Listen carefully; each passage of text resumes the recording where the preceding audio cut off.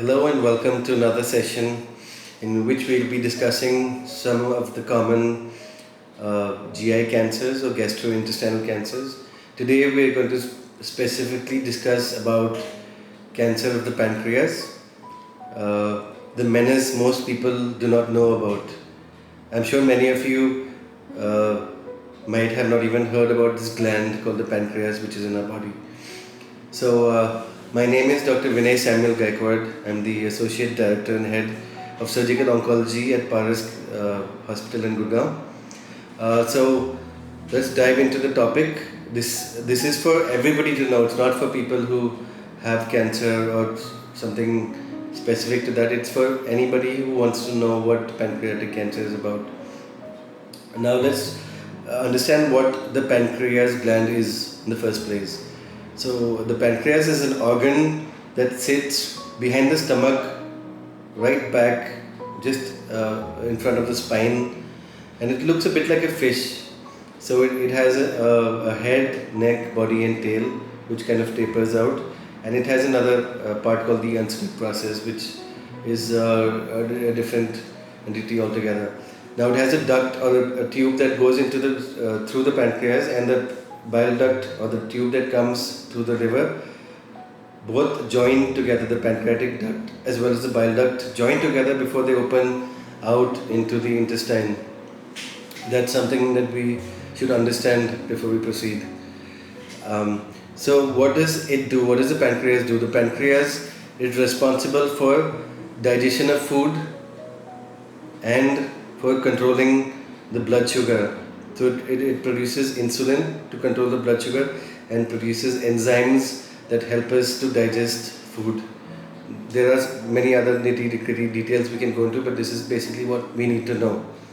Now, coming to pancreatic tumors on the whole, we're talking about cancers, and then we're talking about benign or non-cancerous or maybe pre-cancerous lesions.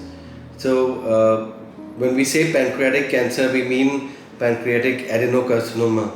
There are other types as well, but that's something we should understand. Now, you might have heard of neuroendocrine tumors. The great Steve Jobs succumbed to this cancer. Recently, a famous Indian actor Irfan Khan has also succumbed to neuroendocrine tumors. So, there are many other benign tumors that we won't be discussing today. But just because it's a pancreatic tumor, it does not mean it's a cancer. That's something we must know. So, what are the risk factors for developing pancreatic cancer that we can change? We can avoid tobacco. We can avoid being obese.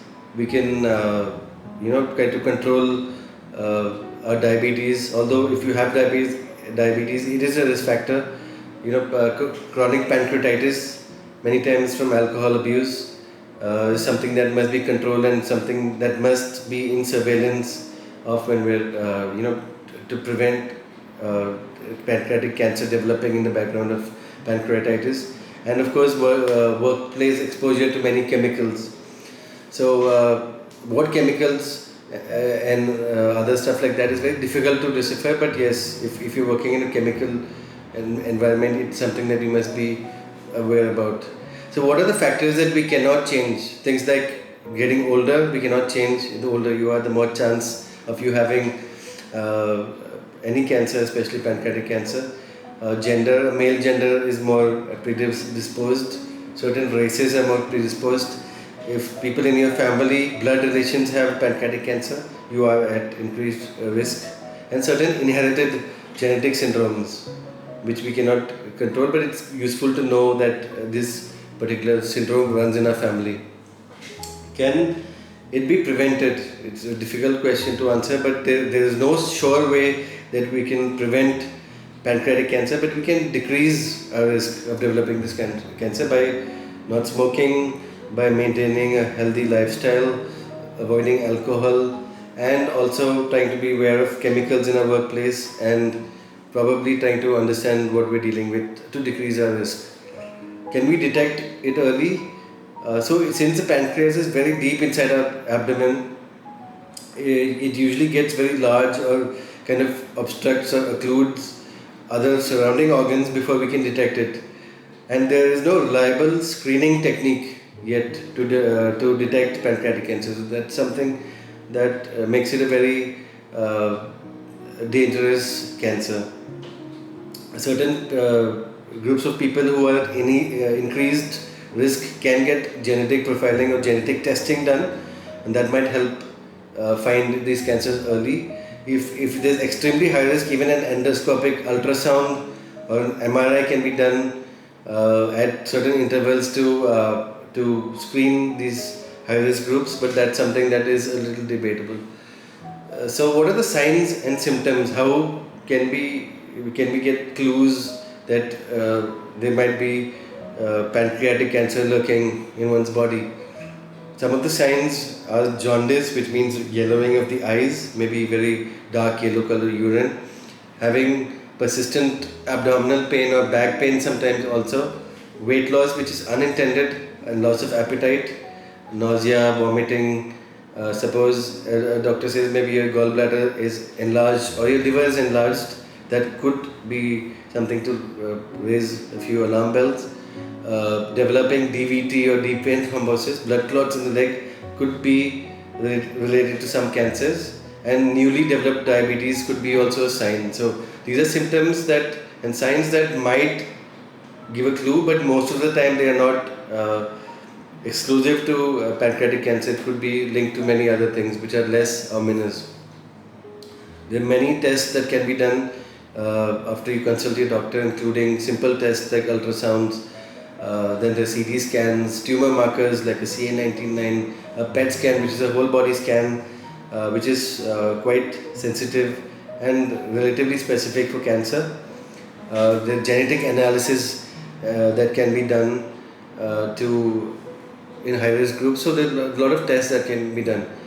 And finally, coming to the treatment, the only cure possible is through surgery, and many patients do not come in time. So it's important to seek medical attention early on, so that there might be a chance of surgery and removing the tumor completely, so that their cure rates go up.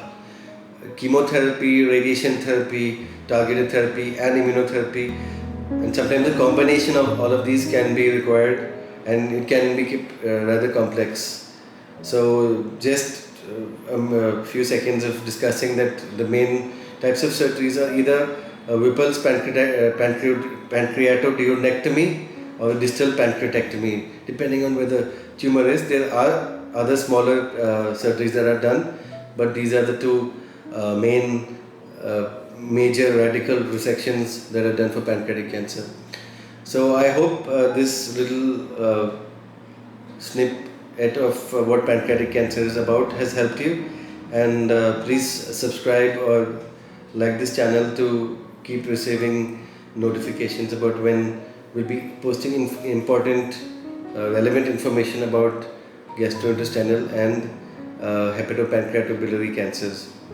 Thank you for tuning in.